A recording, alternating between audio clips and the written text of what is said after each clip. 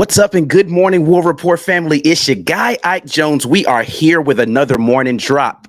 Coach Hugh Freeze doesn't seem to be anxious to get into the portal for a QB. Unlike a lot of Auburn fans, let's talk about what we're doing right now with the QB situation. Y'all know how we do right here, War Report style. Just drop it on them.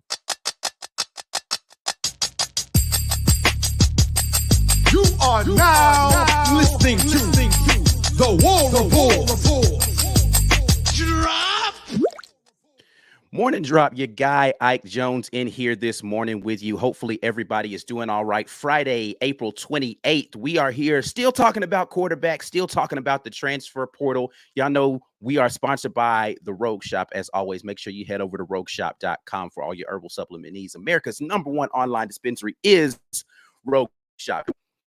Hey man, Coach Freeze did not seem as excited as a lot of fans are about the potential prospects out there in the transfer portal right now.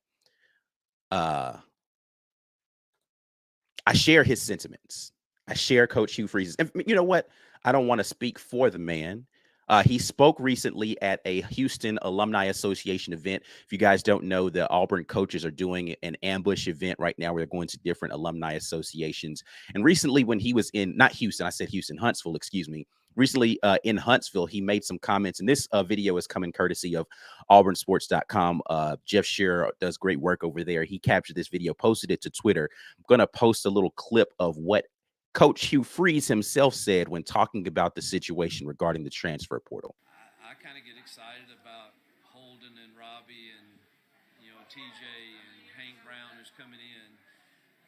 Does that mean that we won't continue to look? But truthfully, I haven't seen one yet that I thought was just, bam, that's the no-brainer, and he's ahead of the ones we have. And I know some may not want to hear that because they think just an instant fence. I get the tweets, trust me. Every time a quarterback goes in the portal, there he is. And then I watch the film and I'm like, no, that's really not the one I'm looking for. And so, I just want to, I'm going to be excited to coach the ones we have and improve them. At the same time, I don't ever to be perceived as someone that didn't say exactly what I was thinking, and there could be one that goes in tomorrow or the next day that I'm like, all right, this one makes sense. So that's about as clear as I can put it, I think. All right, jumping in here with me right now, my guy B. Will. Will, you had an opportunity to hear the comments from Coach Hugh Freeze when he said it last night. Played it just now. What are your thoughts on this whole situation? Yeah, he was talking to all them people at him on Twitter about these super duper mid quarterbacks jumping in the portal. I never thought that the idea was you have to get any guy. We don't just need crash dummies out there. Those Boston Mechanics AI robots that they're starting to do. They program them to do tasks. You see the videos online sometimes. I feel like sometimes the fan base wants anybody who could just put something back there to be a quarterback. Because are you so unhappy with ours? Do you know ours can't do the job?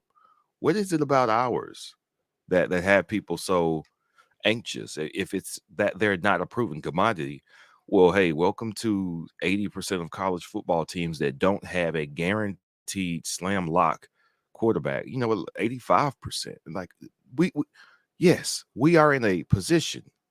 Auburn football is in a condition where we have recruited poorly at several positions for the last 5-6 years, and we don't have a guaranteed system of development and refinement and identity on offense so that we know who the next guy is, we know what he can do, and we know that the coaches have a 1, 2, and 3 lined up that can all be productive. We don't have that. Hugh Freeze he just got here. He hasn't been here for half a year yet. He hasn't run a full season. He's only run one spring camp and done a hell of a recruiting job so far. And in that recruiting job, he's got the quarterback for next year, for next cycle. That's already we're at least somewhat secured there.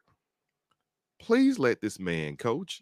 and recruit the guys he wants to recruit, and stop tweeting him about that sorry boy that got over there at Bama. Please stop. So I'm so let's. glad he made it over there. People are saying that the audio was too low; they couldn't hear it. The quote that I want to get from here, and this is on the original tweet I just posted. The tweet there in the comments. It says, "Every time a quarterback goes into the portal, people say, 'There he is, there he is,' and then I watch the film and I'm like, no, that's not really the one I'm looking for."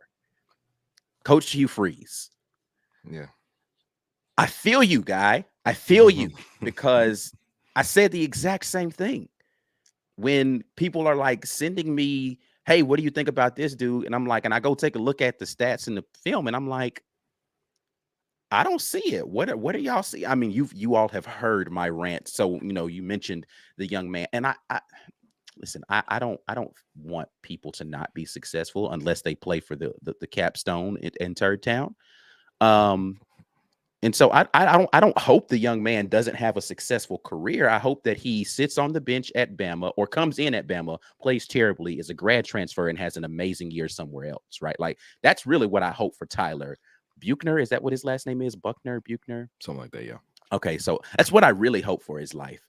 And then Bama fans will claim that they built him up over some years, and after they ran him out of town like they did Jalen Hurts. Yeah. Right. Yeah.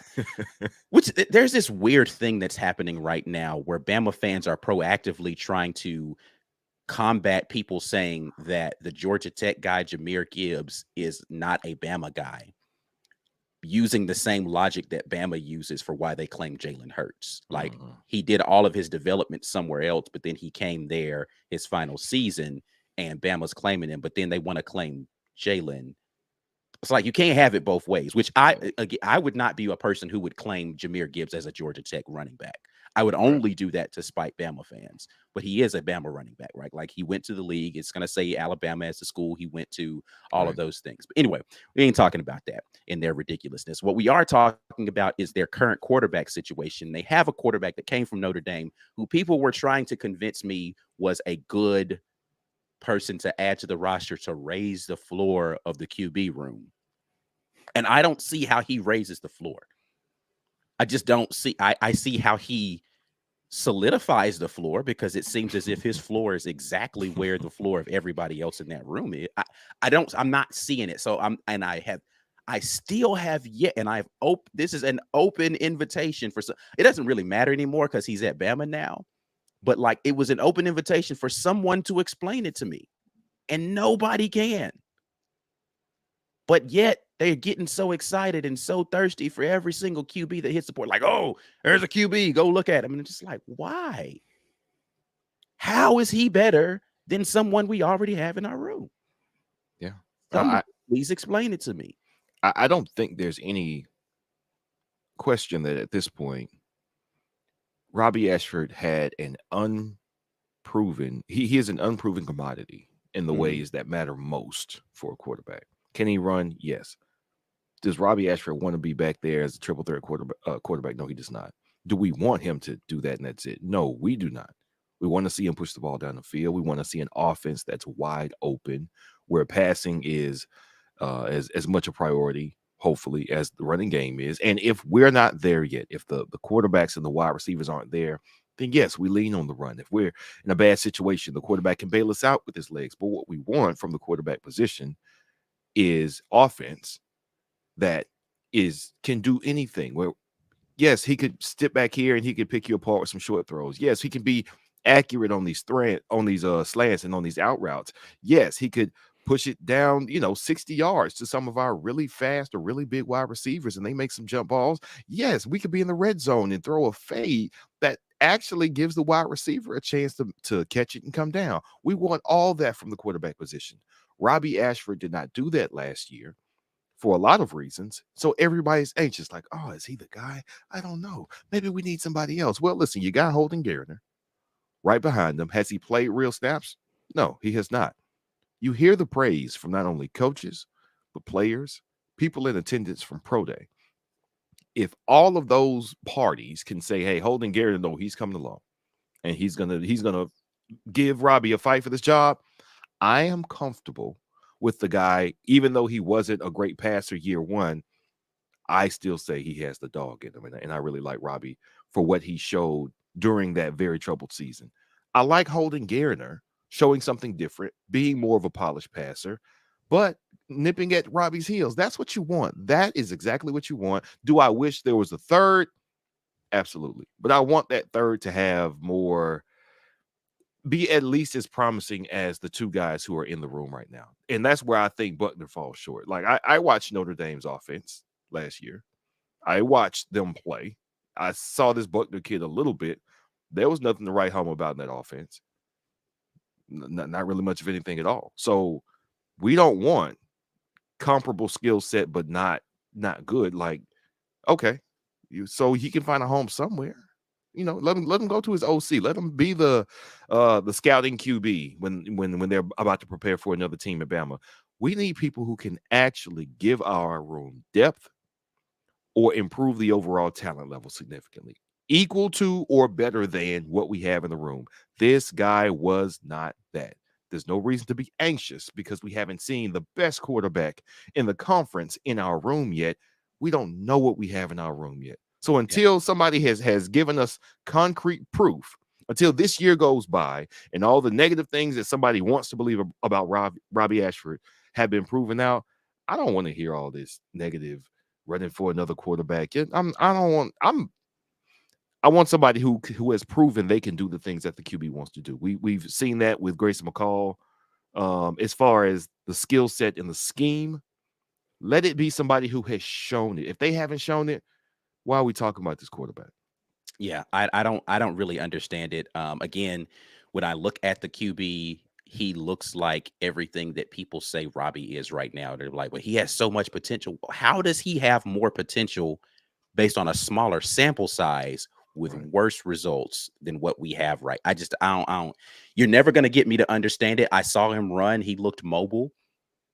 Robbie's light years ahead of him in mobility. Right. He can make some of the same throw, like the good throws that I saw Tyler make, I've seen Robbie make. Mm-hmm. The mistakes that I saw Tyler make, I've never seen Robbie make. Mm-hmm. He made one ill-advised throw last year. I guess it was the second game against San Jose State. Mm-hmm. Mm-hmm. I remember but that wasn't even really a bad decision. That was a bad throw, right? And this is, if you guys watched film with me, mm-hmm. you would hear me talk about, I actually don't dislike Robbie's decision making on most of his throws.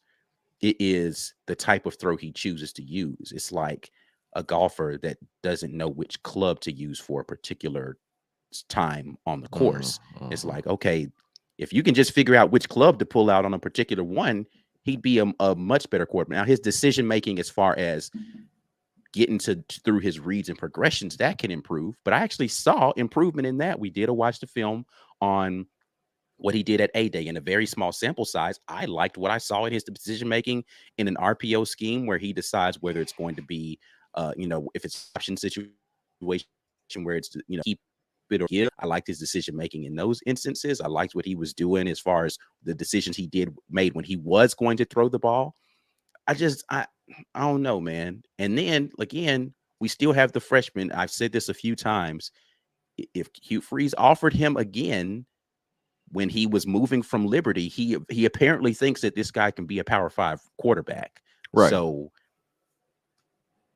because he didn't have, it's not as if he had to offer him again after he left Liberty. He had the option to say, I could go with some other quarterback. Right. And I was thinking that as we were having this conversation, without counting Hank Brown as the depth piece, he wouldn't have seen much if he gets here in the summer, put him on the roster, and he's the third quarterback in the room. You hope it doesn't get to that point. I think you hope it does not get to the point where you're counting on a true freshman with one fall camp and no meaningful snaps in that fall camp, because let's be for real, by the time fall camp comes around, you're not wasting snaps on your third string quarterback trying to see if he can run with some ones. Like, no, you've got to get the offense actually installed now. The offense that they were thinking up in the spring, now you got to get it installed. So you hope it doesn't come to that guy having to take meaningful snaps. It came down to it last season for us. So maybe it does. The only value I think for a transfer quarterback who is not at least equal to or better than the two guys in that room is I need something with some experience because Hank Brown will not be ready because I am concerned about injury. And yes, it's football, so you should always be concerned about injury. But if you can add depth and improve the room, you do that first. You do Right. that first. You don't say, hey, well, let's, you know what, we don't really need any spaghetti noodles. We really need milk, but I'm gonna get spaghetti noodles and no, we'll just get what you need. Don't get what's at the store just because it's at the store. Well, I don't know. That's the situation I feel like we're in as a fan base. We're just going to the store being like, I don't even really need this, but you know, I got a couple extra dollars. Might as well pick up another one, and it's gonna sit on the shelf. And this is the thing that people forget when they say, "But we need another scholarship quarterback for depth." That guy has to want to come and be a depth piece. If it's just for depth, he's got to want. This isn't going to the grocery store and just picking a QB off the shelf. Right. He has to say to himself, I'm cool with being on your shelf. Yeah, I'm cool with sitting on the shelf. They just left somebody else's shelf. They don't want to leave from one shelf to another. That's not why QBs transfer. I don't know what reality people are living in where they just get to go and say, you know what? I really want to shelf you. Come on over here. And they're like, you guys got pretty shelves over there. What world are y'all living in, man? That's not how life works. Nobody wants to do that. Nobody wants to be your third string quarterback from the transfer portal. They want to go and compete. Auburn does not mean as much to people not here as it means to it don't us. Mean I can't think of any situations where a transfer quarterback is volunteering to come be the third string guy, right? Unless he was at a D2 school somewhere, like a juke. Like I can't see the picture of a guy who is happy to come in and be third string. Why? Why does that make? Why did I get into the transfer portal to go and know I'm going to be sitting third string? Not, hey, this is the last ditch effort to just get on somebody's roster and get on scholarship somewhere. Any person who is in the transfer portal already left with the intentions of going to compete for a starting job somewhere. Right. If they are going to be in the transfer portal going forward, they absolutely want to go compete for a starting job somewhere. Right. So I don't know why you expect somebody to be like, all right, man, you know what? It's better than just sitting at the house. Yeah. That's not the dude you want on your team, man. That is not the guy you want on the team. Nope.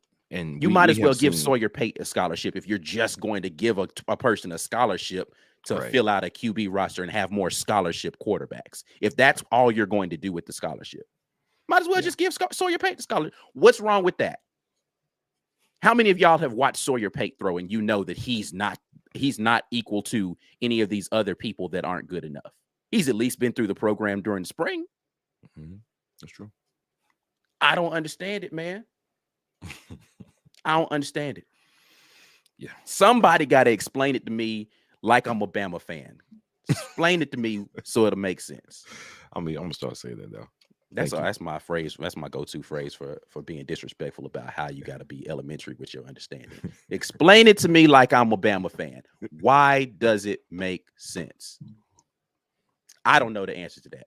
But what does make sense is y'all heading over to the Rogue Shop. Go to rogueshop.com using code RAPPORT for all of your needs, man. Sleep, stress, anxiety, energy, all of those things can be had with herbal supplements. You can head over to rogueshop.com using code RAPPORT. What also makes sense is you sharing this video right now. Make sure you like the video, subscribe to the channel, all of the necessary things that help us get out there into the world amongst the people having these conversations. Because seriously, I am being so serious about this.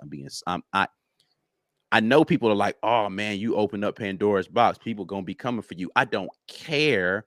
I want you to tag somebody in this video who you've seen making these arguments so I can have a conversation with them and understand why. Please help, because I have to be fundamentally, I'm missing something.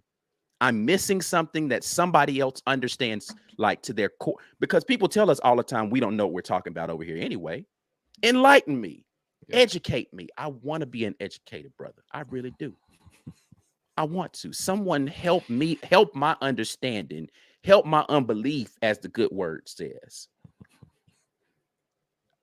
I don't get it. I don't understand. Maybe somebody in the chat has all the answers. We're going to go to the comment section and see what y'all have been marinating on this morning in regards to this QB room. We'll start it off with Chris Sanders, who says, I'm just saying Film Review Fridays has a nice alternative ring to it. It does have a nice ring to it. Alliterative ring, excuse me.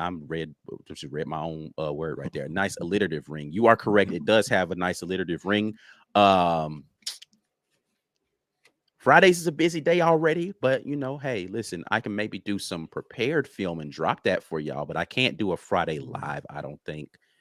And then we wouldn't have a drop coming on Thursdays. I just kind of like having regularity of stuff coming out every day. So I assume you're saying let's do Thursday and Friday, which means you want me to do more stuff. And Chris, you're asking a lot, brother. You're asking a lot. No, man, I appreciate it. It does have a nice alliterative ring. I agree with you. Haley jumps in and says, Coach Hugh Freeze says, y'all can stop being so thirsty for every QB. It's not just the quarterbacks, though, but for every QB in the portal. It's literally, it's people not in the portal. It's like I'm hearing people talking about Tua's little brother, Talia from Maryland. It's like, he ain't even in the portal. Why are we having a conversation about a dude who people are rumoring might, like, where is this stuff coming from, bro? Like, what can we just focus on the people that we have? Like, I listen, it's the 80-20 rule in effect. Like, it's completely the 80-20 rule of people, what you have doesn't seem to be good enough. We need to try to go get something else. And it's like, man, I want us to have faith in the coaches, because as Mike is fond of saying, Coach Hugh Freeze said that he's adept at getting quarterbacks where they need to be. And I get that you feel like where Robbie needs to be, where Holden needs to be between now and the fall, it's too far. They can't make up that much distance between now and game one. Right. That's what it sounds like they're saying. I pose to you this thought. They don't have to be. They don't have to be all the way there by game one. They don't. We can win games and struggle through a few games with them not being perfect, lean on the run game, and they continue to develop as the season goes on, because the things that they need to develop in are really just decision making in the system. They don't have to be the most accurate. We're not asking for Heisman level quarterbacking here. Right.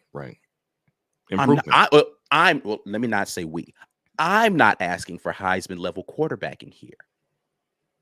Hit a few open guys in some key spots. Lean on your run game. Don't turn the ball over. You can do that. You can win a few games next season that you're not supposed to. You can win all the ones you're supposed to, and you can win a couple you're not supposed to, as long as your defense is decent. You got a decent defense, you got a good run game, and you got a quarterback that doesn't make a ton of mistakes by giving the ball to the other team. You can win games in any league. That includes professional league, the NFL. Yeah. There are it might not be that much fun to watch. Yeah, but it will work. Of quarterbacks who are making millions of dollars right now being mid as hell. Yep. I like, what is this different football that y'all watch that you're incapable of winning football games without having a Heisman quarterback? Well, to be fair, at Auburn, it pretty much has come down to we have to have a Heisman. We have to have a Heisman quarterback productivity quarterback to win national championship. Or Nick Marshall. He wasn't a Heisman quarterback, but I'm saying the skill set was unnatural. And this is not me caping for mediocrity, right? Right. But is the standard for this season, year one under Hugh Freeze, title or bust? I didn't think that's where we were. That's not where we are. So why is everybody so thirsty to like, I want to win next year, 100% want to. And if you have the opportunity to do that, you absolutely do. And I think that's the same sentiments Coach Hugh Freeze is expressing right now. If the opportunity presents itself, absolutely, I'm going to go get a guy who makes us better day one. I'm not just going to take anything because y'all thirsty for it, though. Right. And that's not how it works. We not that ugly, bro. We're not Ole Miss. Calm down. Fans are it's been a long time since we looked, or even better, fans could wake up the first day of the season in each season of Gus's tenure, except for the first season of Gus's tenure, and have hope because they had just seen after year one, we had a dynamic quarterback. We could run the ball like crazy. Man, we've got a chance in any game. I still, to this day, I think that season one was probably, under Gus, was probably the worst thing that could have happened to the fans because it set an expectation that was always going to be possible. So even when it didn't happen in 2014, because the defense was bad, they had hope, though. Oh, you saw Jeremy Johnson spin that thing, though. Oh, 2015, we got Will Muschamp on the side. Oh, it's going to be so hope. 2016, we got Kevin Steele. But you were 1 year better with a couple of quarterbacks until game one of season one in 2016. And then everybody kind of like, I don't know. But then we got the Baylor transfer, Jared Stidham. Oh, now 2017, we're going to be cooking with something. He did just enough to keep those hopes going. The hope to keep going really had people satiated. That has died since, I'd say, 2020. If you were paying attention, 2018 is when it should have died. 2020, that hope died. We haven't had a reason to look at the QB room and be excited.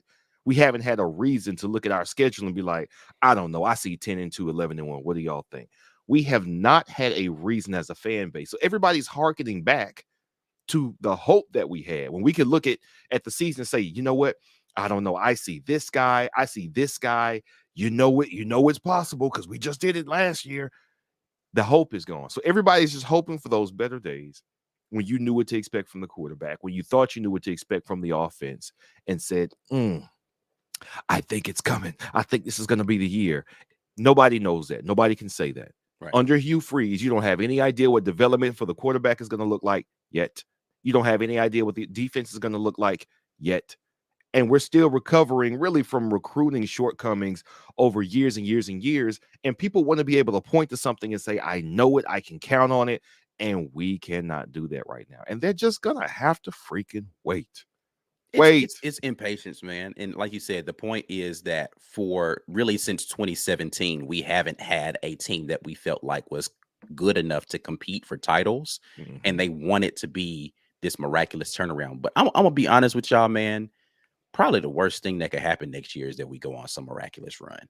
Yes, it would be. It would be because then it would be right down the Gus Malzahn drain again of, man, if year one was this, man, we're gonna be competing for titles every season. It's like, man, so slow down, bro. Like, slow down. I want to see progress. I want to see meaningful progress. Program. Like, I don't want flash in the pan anymore. I'm tired of flash in the pan. I'm tired of Cam Newton comes in, rescues a seat. Cam Newton, Nick Fairley took an average Auburn football team to a national championship. Yeah. That team was not absent of those two ethereal, once in a lifetime type players. That is not a championship football team, if we're being honest with ourselves. Yeah. But that's but again, that's what the mold has been for Auburn. It's like we got a bunch of okay pieces. We just need that one amazing piece to take us over the top. And that's really what the hope is for this transfer quarterback. And I keep trying to explain to people, he's not out there. That guy doesn't exist right now. Not right now. Could Grayson McCall graduate and come save the hope? If Auburn is where he wants to go, yes. Right. It's gonna hurt y'all feelings so much. And you know, Corey, cover your ears right now, bro. Don't listen to this next phrase. It's going to hurt y'all's feelings so bad if Grayson McCall graduates and then takes his behind down to Florida. Because that was the other school he was looking at. It's gonna hurt a lot of people's feelings so bad that have been waiting on this to happen. Now, to be fair, he came to coach. He got in touch with our coaches. He did, and he was scheduled to visit us first. And I think they were figuring out between when he scheduled that visit and that visit day, because Leary had come and McCall was supposed to come that same weekend. And they were like, wait a minute, man, I don't think that's gonna work. And they were like, oh man, and then he just didn't come, and we didn't know why he didn't come initially. But see, that's my point. Is that was he like, well, if I ain't the guy y'all want to entertain these other dudes, I'll just go somewhere. Florida didn't do that. Florida was like, you're our guy. If you come in here, you're the guy. So was it because Leary was visiting too, or was it because they figured out the academic problem? He was like, well, I got to pivot and find some other places. Yeah. So I don't know. That's why I say that's my point, is that it could go either way. But they've already invested pretty heavily in, I don't know, if you listen to the Amen Corner podcast with my boy Ike, KB from Toe to Toe Sports, Paul Meharry from over at UGA Sports, then you would know that KB he has on the most fan-friendly blinders ever, and they are hyping. He has some very ugly shades of orange and blue my glasses that he sees the world through. What's the quote? Graham Mertz, the Wisconsin transfer quarterback, been up there in the Big Ten being terrible for like 3-4 years straight. They are hyping. KB told the story where he said all the coaches were like, he's the best quarterback in the portal. In the first transfer period in December, said, man, y'all really putting a lot of this Graham Mertz thing. I don't think he would go there, because they've already invested pretty heavily in Mertz. And the thing with McCall that makes sense here is if he comes in here, competes. This is an interesting. You don't think that Florida would take Graham? They would shelve Graham Mertz for McCall in a heartbeat? I think you put too much stank on it now, because this is Mertz last year. That's the problem. Robbie has 2 more years of eligibility? 3. He's a redshirt sophomore. Mm-hmm. So he would have this. He has 3 years of eligibility remaining. Mm-hmm. Holden has 4.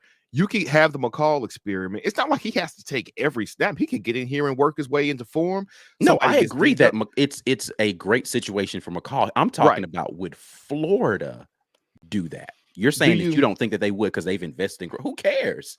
You put your investment in a 4 and you get an 8 walking through the door. You're gonna be like, hey, it's been fun. Yeah. I mean, you still have to honor, the time y'all spent, have that conversation with her face to face, not over the phone if you can help it. I ain't gotta honor nothing. I ain't gotta honor nothing. Y'all see what Ike was like? Look, girl, it's over. Next. No, bro. What are we talking about? What conversation do we need to have? Do you see her?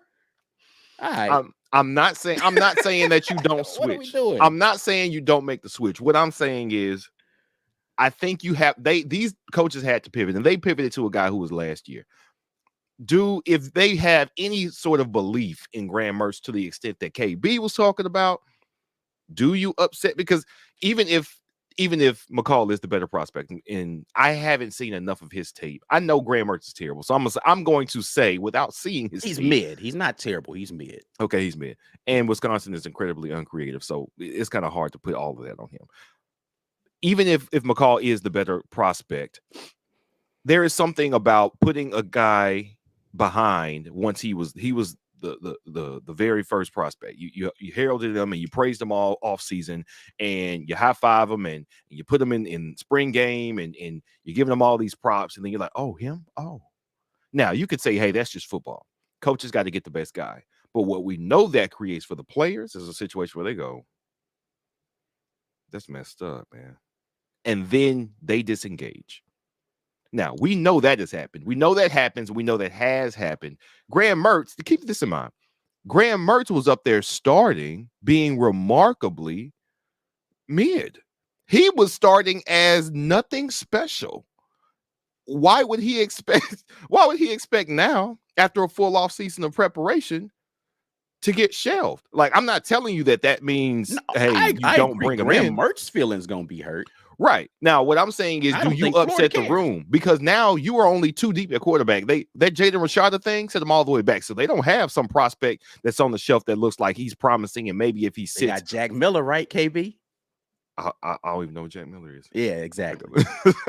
But so what I'm saying is, you KB, upset your room. I love you, man. Hey, congratulations on your guy. Was he like number 4 pick, 5 pick? What was he picked last night? He fourth. He was picked 4th overall. Richardson. Congratulations. Oh, okay, yeah. Congratulations, Anthony Richardson, man.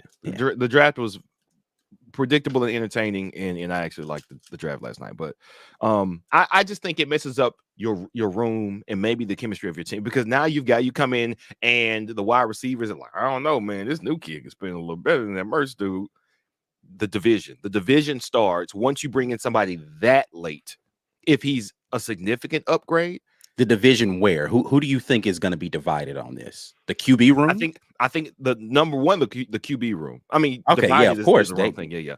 But I think you create a situation then where somebody you have been touting as your leader, and again, that's really a fallacy of football, is the QB is the leader because he is the most important guy on the field.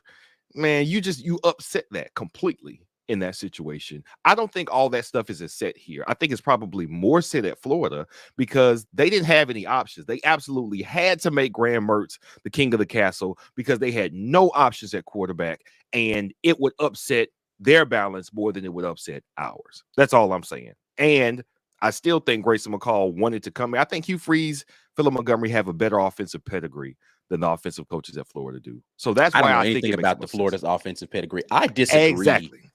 I disagree that I think that players out there at Florida seeing Graham Mertz sling it would be like, welcome to somebody else coming in there playing quarterback. They'd be like, hey, it's been fun, Graham, but we got our old boy coming in, right? So like, yeah.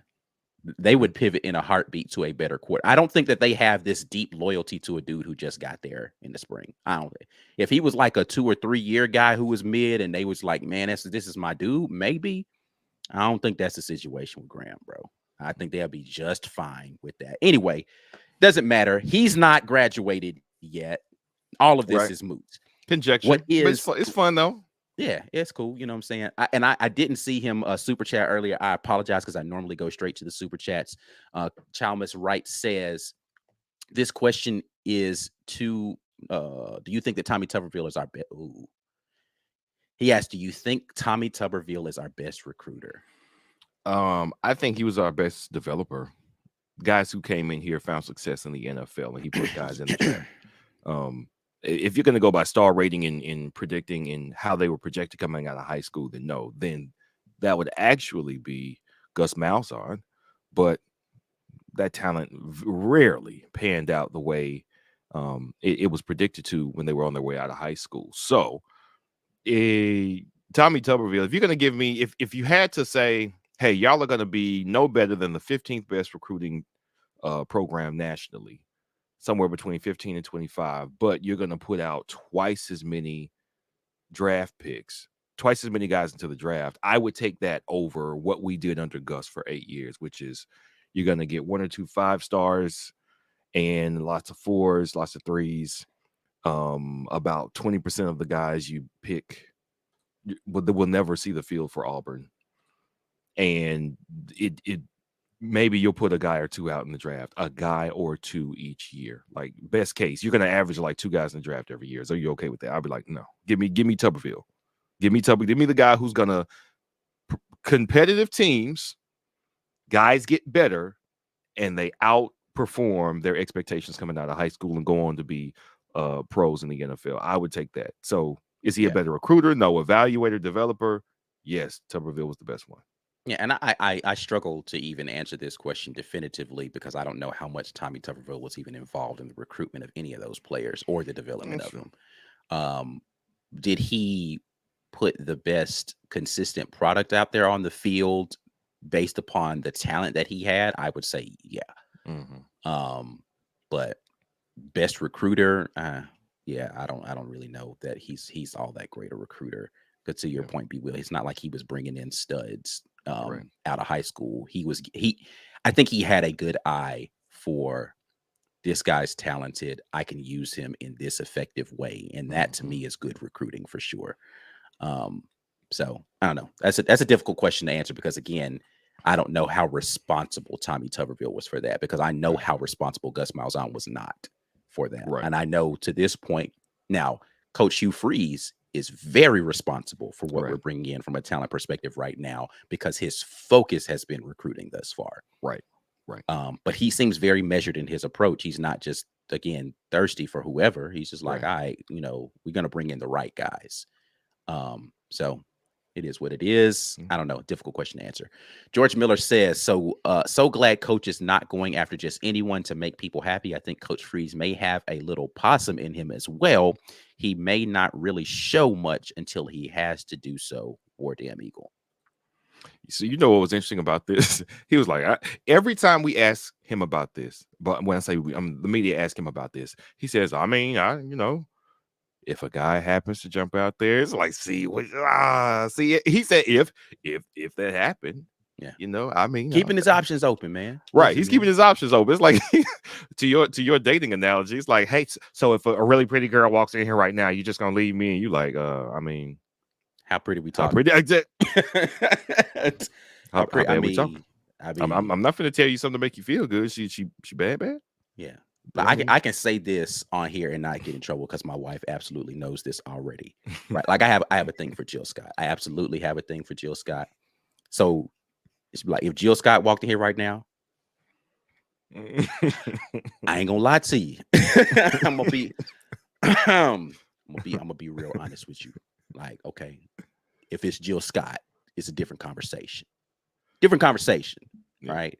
There's a lot of bad women walking around here. If it's just a different conversation, it's got to be the right one. Right.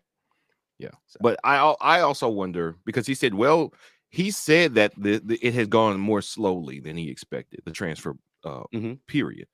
I think they have an idea of what they want to feel for sure. They know what they want to change, what they want to improve, but guys have to actually get in the portal. Guys that you have identified as, okay, who is in a battle at their position and they might not win it, but we see value in them. Okay, there, but they got to get in the portal. So I think a lot of things are happening in this transfer period that you may have had plans for a certain position player, but then they're going to go to talk to their coach after their spring, wherever that was at, and say, hey, man, listen, I mean, at least am I in the 2D? Man, listen, you worked hard. You probably going to be number 2. Well, I'm out of here, man. Well, wait. Why don't you go down and talk to the collective? All right. You still got a chance to get on the field. All of that stuff is probably still in flux, and it's all in play. Not just where am I on the depth chart? Well, how many snaps am I going to get if I'm number 2 on the depth chart? Well, man, listen, I ain't going to lie. The NIL deal y'all got me a couple months ago. That worked out pretty well. All right, I'm going to chill. I'm going to stay here for a minute.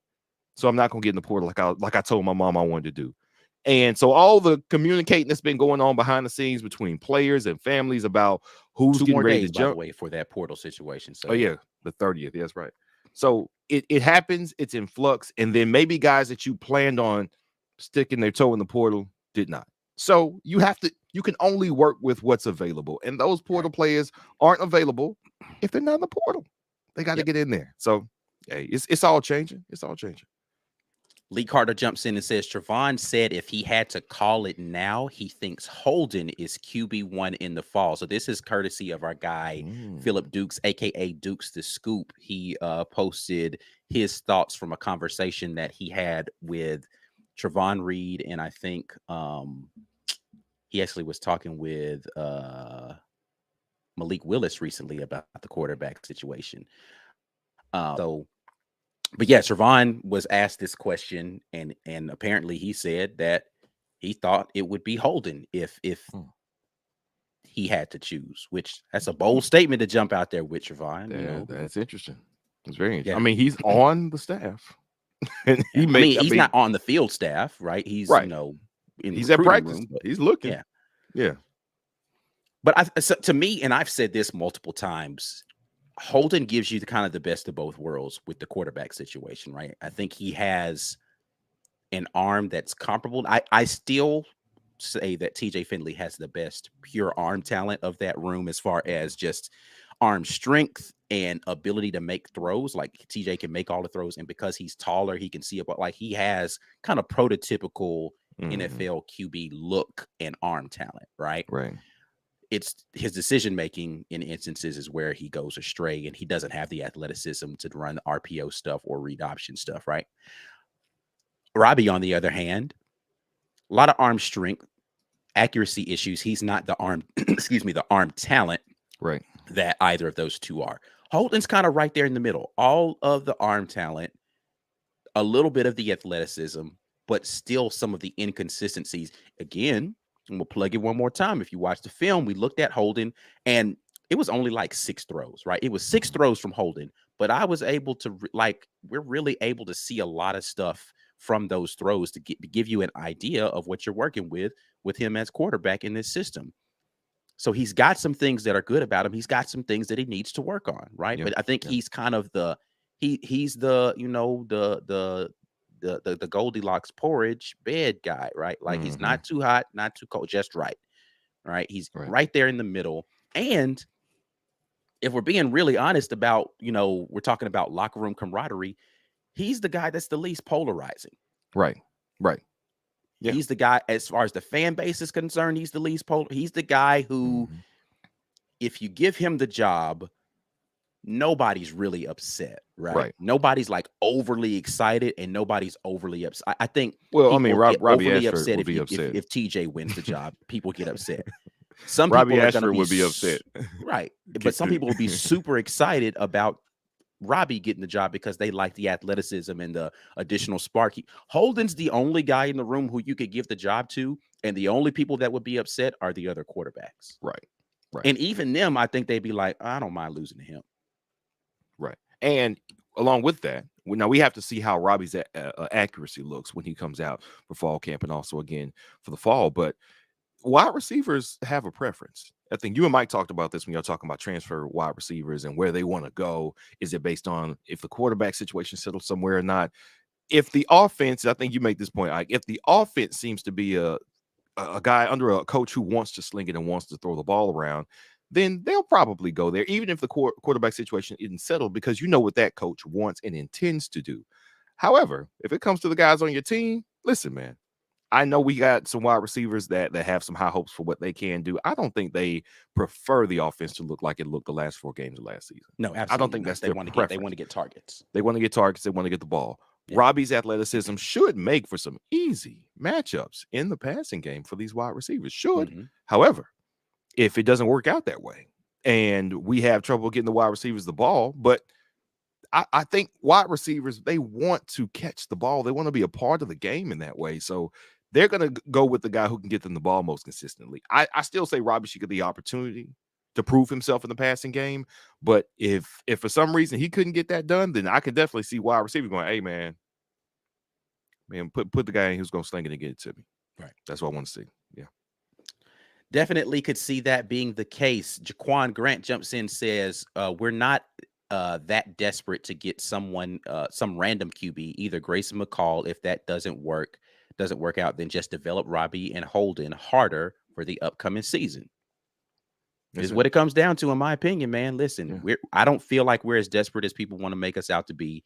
Right. Coach Hugh Freeze has said this himself. He can win games. We can win games with the guys we have in our QB room right now. I think he should know. He should know whether or not you're capable of winning games with a guy at quarterback. And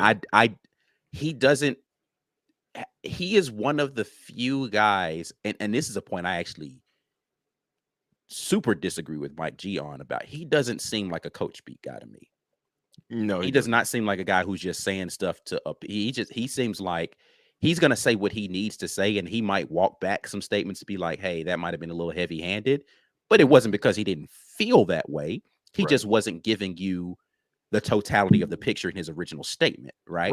But it's not that there was no veracity to the original statement. Right. So I don't believe you get a lot of coach speak when he says, I think we can win games with the guys we have right now. I believe him when he says that.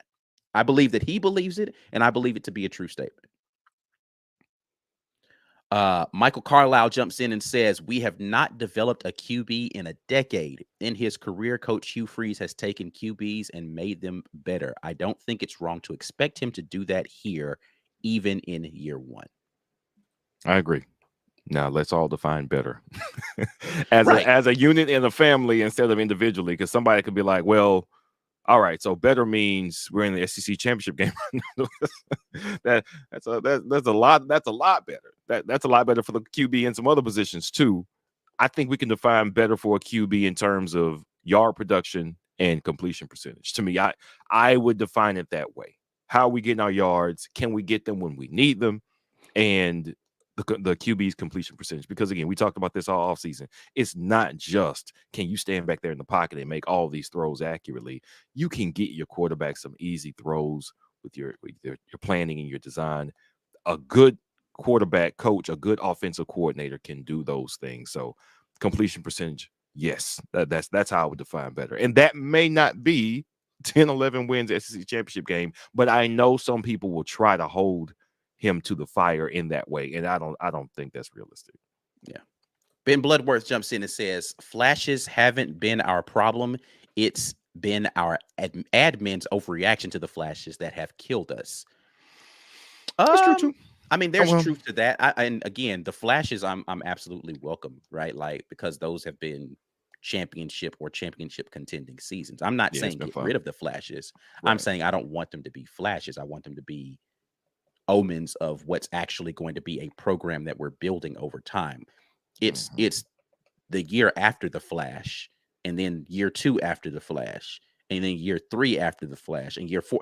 That's those down periods in between. Can we get rid of those droughts? Is my thing. Right. Have the flash, but I don't want it to be a flash. I want it to be sustained success. I'd like to be 2, 3, 4 years of going out, putting dominant products on the field, people fearing seeing Auburn on the schedule.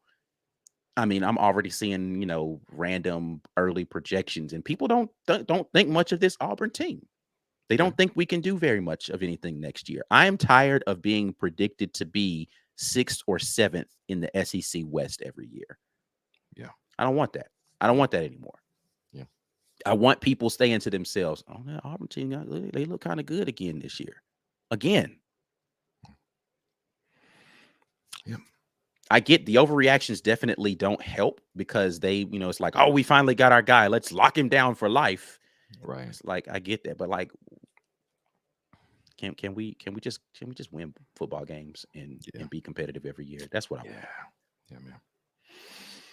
Hugh Rayleigh jumps in and says, I'm tired of saying our players are trash and everybody else got gold. Recruiting has been an issue again the last 5 years. This has been coming down the pipeline, if being honest about it, since about 2016. When you look at the players who were on the team, the players who stayed, the players who played, how they ended up playing, and what they did when they left this program, whether it was going to another school or going to the pros, or not the pros in most cases. We have had a recruiting issue here and a development issue here for quite a while. Yeah. Hugh Freeze has 2 problems to fix. Go ahead. Because I was going to bring a point up about development, but continue.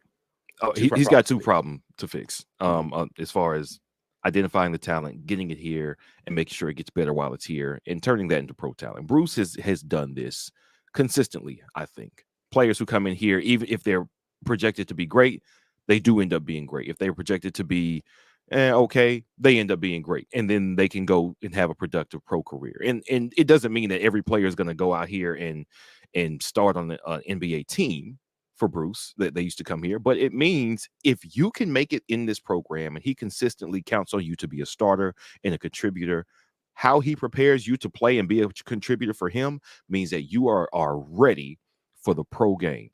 We haven't had that here since Tuberville. Tuberville was the last time. Listen, you do what I ask you to do when you get out here, you're pro. Done. He's got a lot of work to do to get us back there. He frees us. Yeah. A lot of work left to be done for sure. Steve Bradley says, B. Will, did you like the Saban recruiting show last night? I didn't see this. What was that? You talking about? I have no idea. I don't know what this is. Because I wanted to hear what you were talking about. Are we talking about Bama's guys getting drafted right. Or I think that's what he's talking about, the draft being a good indicator or a good thing for recruiting pitches. I mean, they had some guys get drafted pretty high first round. Yeah. So no, I didn't watch the live broadcast. I just watched it checked the things on my phone. So I mean, of course, Bryce Young was the best quarterback by far. That's not a disagreement. That's great for them. Will Anderson, I don't know if he was the best. Some people owe me some apologies about Will Levis, though. Y'all know I'm gonna take a victory lap. Now I don't know what kind of pro he's gonna be, But people told me that Will Levis was going to be the first quarterback drafted. And I was like, and this is before last season. I was like, Right. oh, okay. Will Levis. Yeah. Okay. I was Yeah. off Will Levis. You've heard us talk about Will Levis after 2021. It's like, yeah, not really though. Not he's not that guy. He's not that guy. They had some success in 2021, but he is not that guy. So that wasn't a surprise.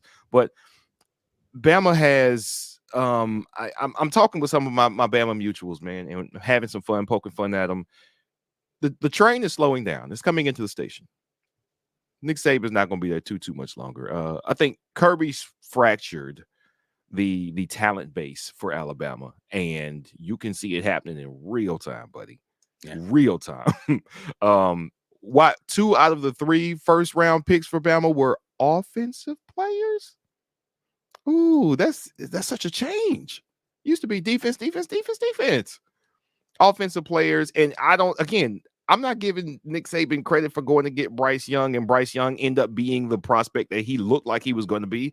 You got him. Yes, you had a lot going for you. You got him. You didn't turn him into anything. Jahmyr Gibbs was great at Georgia Tech. That's why you went and got him for the 1 year, so you could use him in the ways that looked like he could be used. And Detroit needed that guy, so he went 12. Will Anderson, great pickup.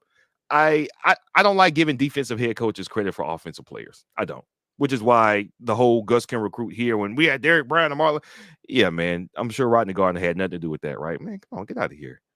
Saban is holding on. He's doing what he can do. They slowing down, though. The thing that he cut his teeth doing, they haven't looked great at, and they're not putting out players at the pace they used to. It's slowing down, buddy.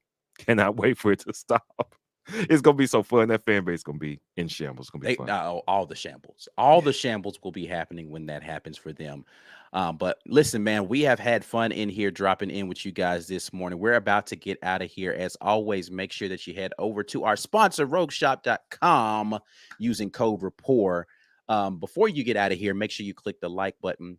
Make sure you subscribe to the channel if you haven't already. Join the channel if you want to get in on this film review stuff that I've been talking about. But that's it, man. We are out of here. Looking forward to hearing you guys' comments. I'm not kidding. If you got somebody who has information on why some of these quarterbacks make sense, tell them to come holla at your boy. But until the next time, and as always, War Eagle, we're out of here. Peace. Peace.